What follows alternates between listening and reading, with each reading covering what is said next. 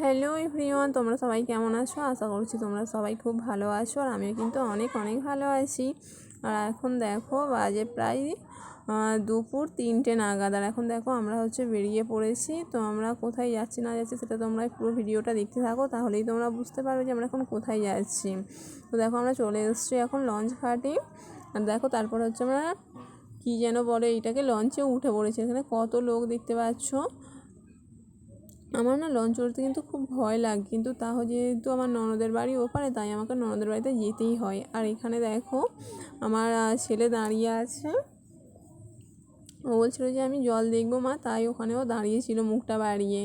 তারপর দেখো আমরা লঞ্চ থেকে নেমে পড়েছি, আর কোনো গাড়ি পাইনি যেহেতু, তাই আমরা হেঁটে হেঁটেই যাচ্ছিলাম।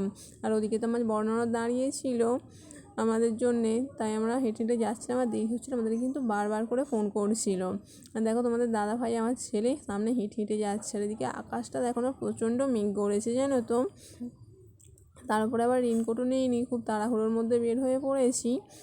হ্যাঁ, এত কথা বললাম, কিন্তু তোমাদের আসল কথাটাই বলা হলো না যে আমরা কি করতে যাচ্ছি। আমরা যাচ্ছি আমার দিদি শাশুড়ির, মানে আমার শাশুড়ির মায়ের শরীর খারাপ, তাই আমরা দেখতে যাচ্ছি। আর দেখে টেকে আমরা এখানে চলে এসেছি আমার বড় ননদের বাড়ি। তোমাদের তো ওইসব ভিডিওগুলো শেয়ার করা হয়নি।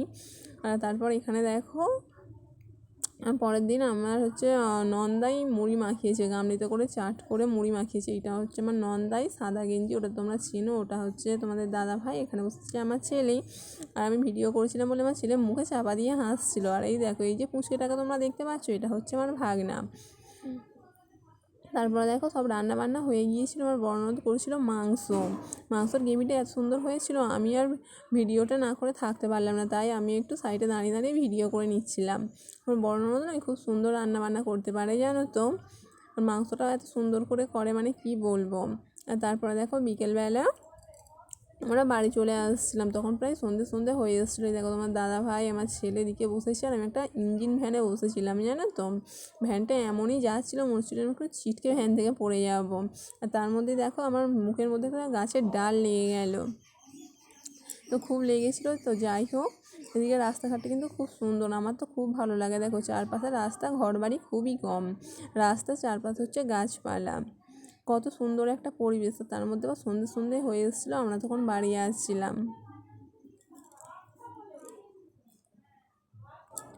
আর এখন দেখো প্রায় সন্ধেই হয়ে এসছে বলা যায়। এখন আমরা লঞ্চ ঘাটে চলে এসেছি, আর এখন আমরা ওয়েট করছি লঞ্চের জন্য। লঞ্চ যেহেতু আসেনি তাই গেট খুলিনি, তাই আমরা একটু এখানে এসে দাঁড়িয়েছিলাম। আর এই দেখো আমার দাদা ভাই আমার ছেলে দাঁড়িয়ে আছে।